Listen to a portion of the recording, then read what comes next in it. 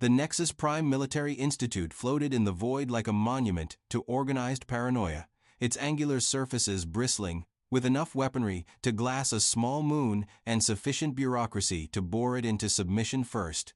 The orbital fortress discipline had been designed by committee, which explained why it looked like someone had taken a perfectly functional military base and then asked 17 different species to just add a few improvements. The result was architectural chaos, held together by gravity generators and mutual stubbornness. Deep within this testament to galactic cooperation gone wrong, Commander Vexthal was conducting what the curriculum optimistically called strategic warfare theory. The crystalline being's faceted form caught the harsh overhead lighting as he gestured toward a holographic display showing battle formations that had been outdated since the Third Galactic Unpleasantness. His voice resonated through the amphitheater with the musical quality that made his species excellent at both military instruction and dinner party entertainment, though never simultaneously. The classroom itself represented everything that was both impressive and insufferable about galactic military education. 49 seats arranged in perfect geometric precision, each equipped with enough technology to run a small space station, all focused on absorbing knowledge that would be obsolete by the time these cadets saw actual combat. The students, handpicked from the galaxy's finest military families, sat in their assigned positions like expensive chess pieces, waiting for someone to explain the rules of a game they'd never actually play. Seat 43 Amperes occupied the back corner, positioned with the kind of deliberate isolation that suggested its occupant had somehow offended the Academy's seating algorithm.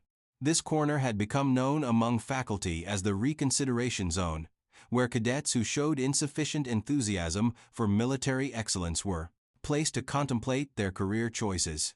The current occupant of this prestigious location was busy confirming the seating system's low opinion of him by sketching what appeared to be technical diagrams in the margins of his tactical theory textbook.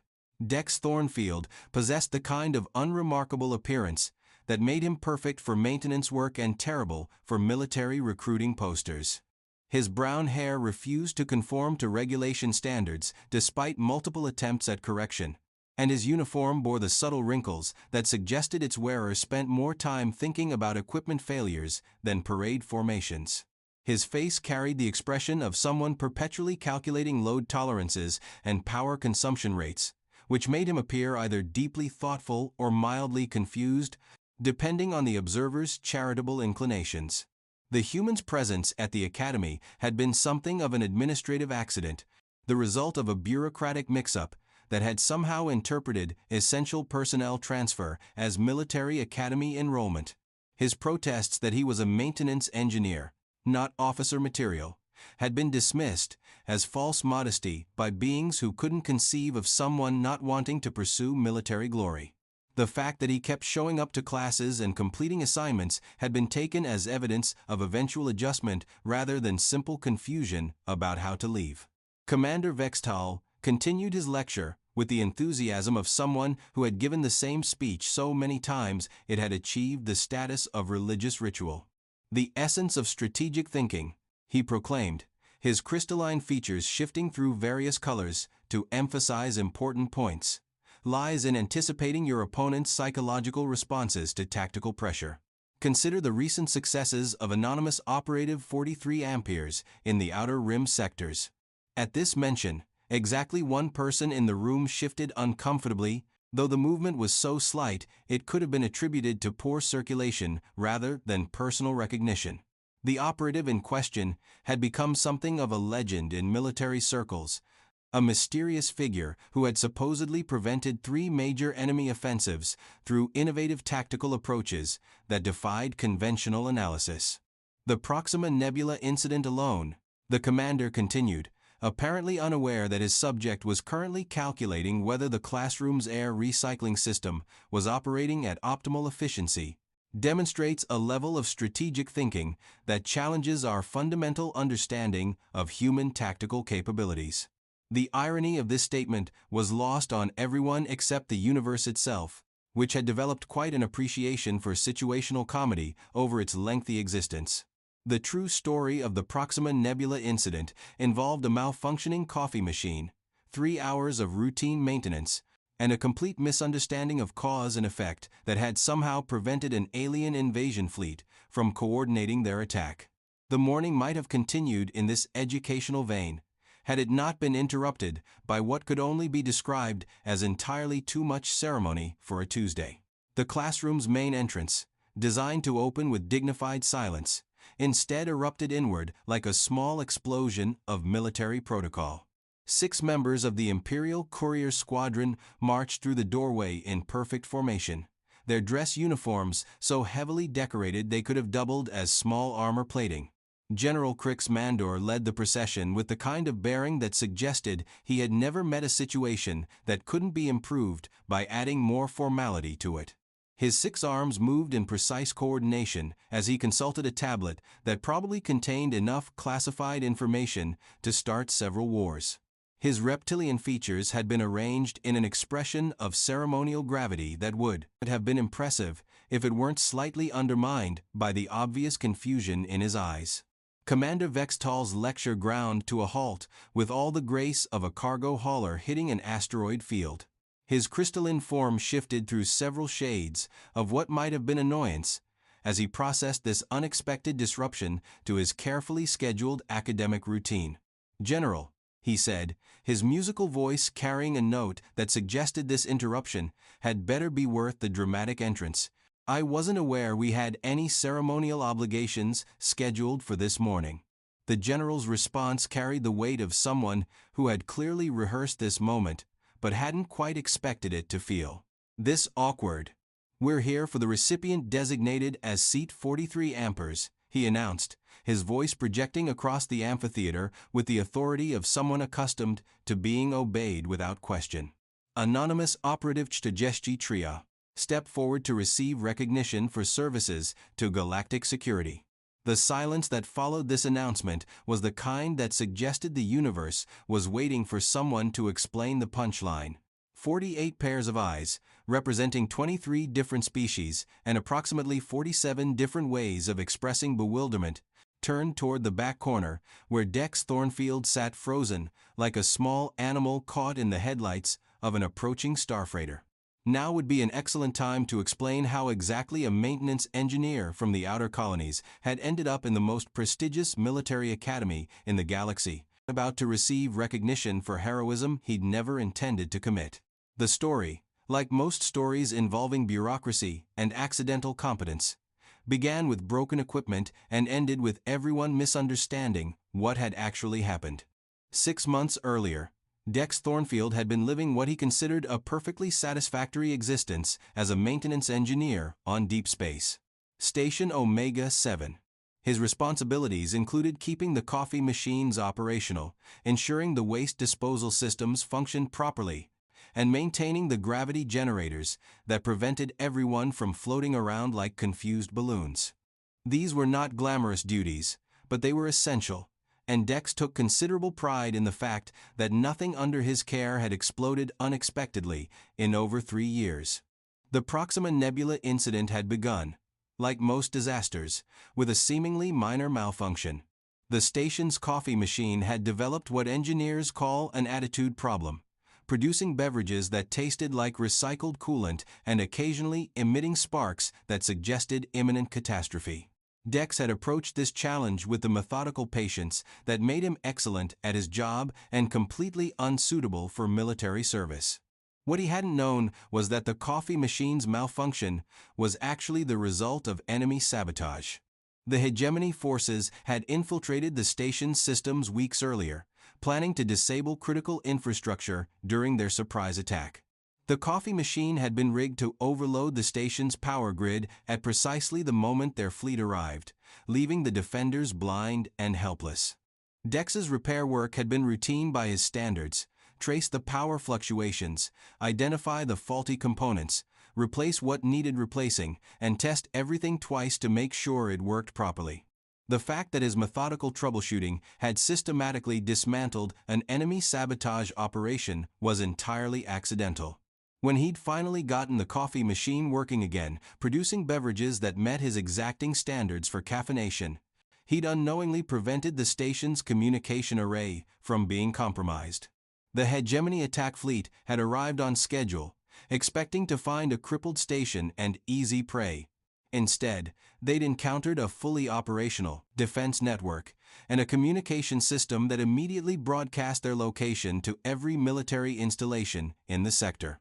The resulting counterattack had been swift and decisive, leaving the enemy fleet scattered and their invasion plans in ruins. The military analysts who studied the engagement had concluded that anonymous operative 43 Amperes had demonstrated unprecedented tactical awareness by identifying and neutralizing the enemy's primary strategic advantage before they could use it.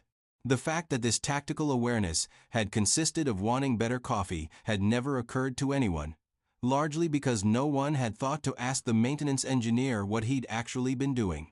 The vegan trade route Liberation had followed a similar pattern of accidental heroism. Dex had been assigned to routine maintenance on the waste disposal system at Junction Station Alpha, a task that required him to recalibrate the magnetic containment fields and ensure proper gravitational flow dynamics. It was the kind of work that needed to be done regularly, but that everyone preferred to ignore until it became absolutely necessary. What he hadn't known was that a pirate fleet had been using the station's waste disposal schedule to time their attacks on commercial shipping. The pirates had infiltrated the station's systems and modified the disposal protocols to create predictable gravitational disturbances that would force merchant vessels out of hyperspace at predetermined locations. It was an elegant plan that had been working perfectly for months. Dex's maintenance work had followed standard procedures: check the magnetic field generators, test the gravitational compensators, run full system diagnostics, and optimize everything for maximum efficiency. His improvements to the disposal system had eliminated the gravitational disturbances that the pirates had been using as a trap, while his optimization protocols had actually enhanced the system's performance beyond manufacturer specifications. The pirate fleet's next attack had been a complete disaster. Their carefully timed ambush had failed when the gravitational anomaly they'd been counting on never materialized. Instead, they'd found themselves trying to intercept ships that were traveling through stable hyperspace corridors at maximum efficiency. The resulting chase had led them directly into a patrol fleet that had been attracted by their energy signatures. Military intelligence had credited anonymous operative 43 Amperes with developing an innovative counter-piracy strategy that used waste management systems as a tactical advantage. The analysis had praised his understanding of gravitational dynamics and his ability to turn routine infrastructure into strategic assets. The fact that he'd just been trying to make the toilets work better had been too mundane for anyone to consider. The miracle at Ceti had been the most spectacular misunderstanding of all. Dex had been performing routine maintenance on the gravity generators at Research Station Beta when he'd noticed some unusual fluctuations in the temporal field regulators. The fluctuations hadn't been dangerous, just inefficient, and his engineering instincts had compelled him to investigate and correct the problem. The temporal field regulators were standard equipment on most research stations, designed to maintain stable time flow in areas where exotic physics experiments might cause chronological irregularities. They were reliable systems that rarely needed adjustment, which was why no one had noticed that these particular regulators had been gradually drifting out of calibration for several months. Dex's repair work had involved recalibrating the field generators, updating the synchronization protocols, and running comprehensive tests to ensure everything was operating within normal parameters. It had been routine work that had taken him most of a day to complete properly, with a kind of methodical attention to detail that made him excellent at maintenance and completely invisible to everyone else. What he hadn't known was that an enemy fleet had been using the temporal distortions around the station as cover for their approach. The gradually increasing chronological irregularities had created a kind of time shadow that concealed their ships from conventional sensors. They'd been planning to use this temporal camouflage to launch a surprise attack on the research facility and capture its experimental technology. When Dex had fixed the temporal field regulators, he'd eliminated the chronological distortions that had been hiding the enemy fleet. The ships had suddenly become visible to every sensor array in the system, appearing on tactical displays like targets in a shooting gallery. The defensive fleet's response had been immediate and overwhelming, catching the attackers completely off guard and destroying their formation before they could adapt to their new circumstances. The military analysis of this engagement had credited anonymous operative 43 Amperes with developing revolutionary temporal warfare tactics that demonstrated an unprecedented understanding of chronological physics. The report had praised his ability to manipulate time itself as a strategic weapon, turning temporal distortions into tactical advantages. The fact that he'd just been trying to make the gravity generators run more efficiently had been too simple for anyone to believe. Back in the present moment, General Crix Mandor was consulting his tablet with the kind of intensity usually reserved for disarming explosive devices. According to our records, he announced to the increasingly uncomfortable classroom, the individual designated as Seat 43 Amperes is the recipient of the Galactic Cross of Excellence, the Medal of Strategic Innovation, and the Order of Temporal Mastery.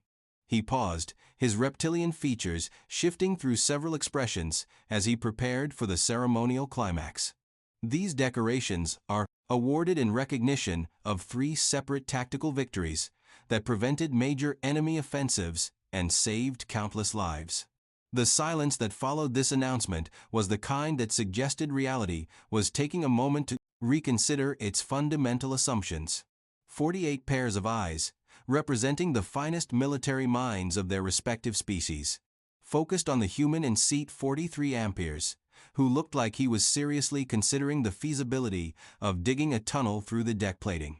Commander Vexthal's crystalline form had stopped shifting colors entirely, a sign that his cognitive processes were operating at maximum capacity while trying to reconcile the data. His faceted eyes swiveled between his teaching materials, which included detailed analyses of anonymous operative 43 Amperes' tactical innovations, and the unremarkable human who had spent the semester turning in maintenance reports instead of strategic assessments. "You," the commander said, his musical voice carrying a note of something that might have been accusation if crystals were capable of such emotions, "are the tactical genius who revolutionized our understanding of infrastructure warfare." Dex Thornfield, who had spent 6 months hoping this moment would never arrive, managed what could generously be called a shrug. "I fix things," he said, as if this explained everything. Which, from his perspective, it absolutely did. The general, clearly expecting this moment to involve more ceremony and less existential confusion, consulted his tablet again. "The records indicate that you prevented 3 major enemy offensives through innovative applications of maintenance protocols that demonstrated unprecedented strategic thinking." "Equipment was malfunctioning," Dex replied, maintaining the same tone he might use to discuss optimal wrench maintenance. "I fixed it so it would work properly." This explanation, delivered with all the passion of someone reading a repair manual, seemed to break something fundamental in the general's understanding of military heroics. His 6 arms moved in what might have been confusion as he processed the idea that galactic security had been preserved by someone who viewed enemy invasions as equipment failures. The other cadets, meanwhile, were experiencing their own philosophical crisis.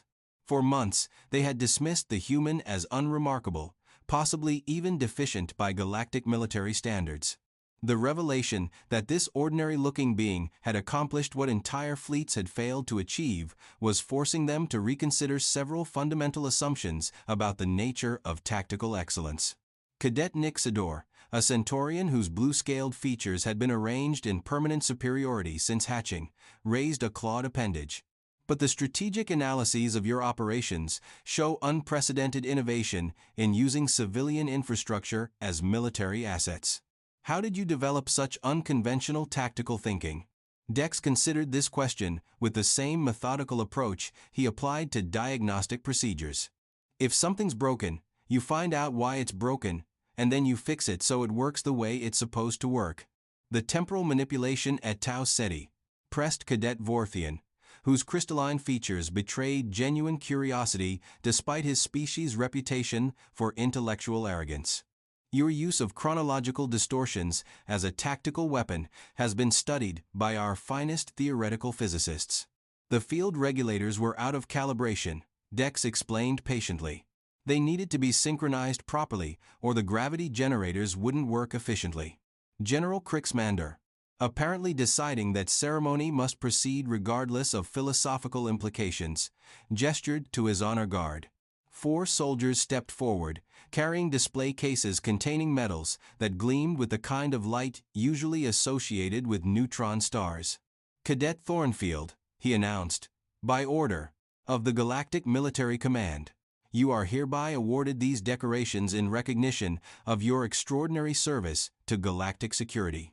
The ceremony that followed had all the dignity of formal military tradition, combined with the surreal quality of everyone involved, realizing they were participating in an elaborate cosmic joke. The medals, each worth more than most planets' annual defense budgets, were pinned to Dex's uniform, while he stood at attention and tried not to think about whether the Academy's ventilation system was operating at optimal efficiency. Commander Vexfall, meanwhile, was experiencing what could only be described as an academic identity crisis. His carefully prepared lectures on strategic theory suddenly seemed inadequate when faced with someone who had proven that practical competence was more valuable than theoretical knowledge. The crystalline being's form shifted through several confused colors as he tried to reconcile military doctrine with maintenance procedures. Perhaps, the commander ventured, his musical voice uncertain for the first time in decades, you could share your insights on the practical application of infrastructure-based tactical thinking. Dex looked at him with the expression of someone who had been asked to explain quantum mechanics using interpretive dance. Check your equipment regularly, he said finally. If something's not working the way it should, figure out why and fix it properly. And always run full diagnostics after you make repairs. This wisdom, delivered with all the profundity of a maintenance checklist, was dutifully recorded by 23 different note-taking devices as the other cadets tried to understand how such simple advice could reshape galactic military doctrine. The general, having completed his ceremonial duty, seemed uncertain how to conclude what was probably the strangest medal presentation in military history. The Galactic Command looks forward to your continued contributions to strategic innovation, he said, though his tone suggested he wasn't entirely sure what form those contributions might take.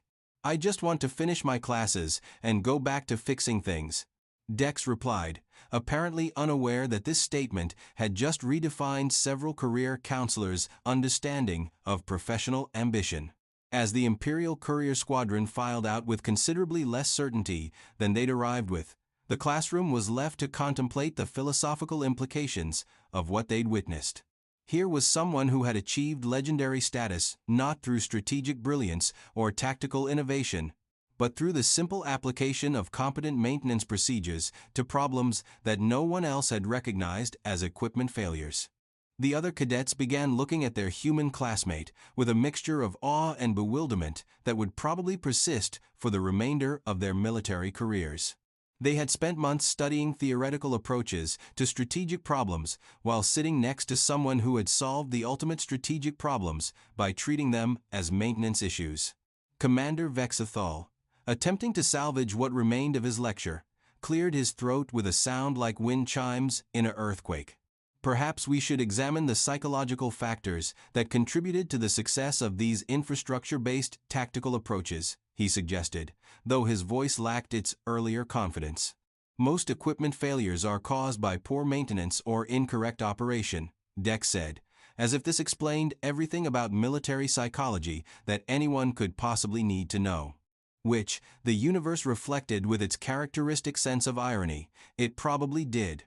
The class resumed with everyone pretending that nothing fundamental had changed, though the medals now adorning Dex's uniform caught the light in ways that made it impossible to ignore their presence.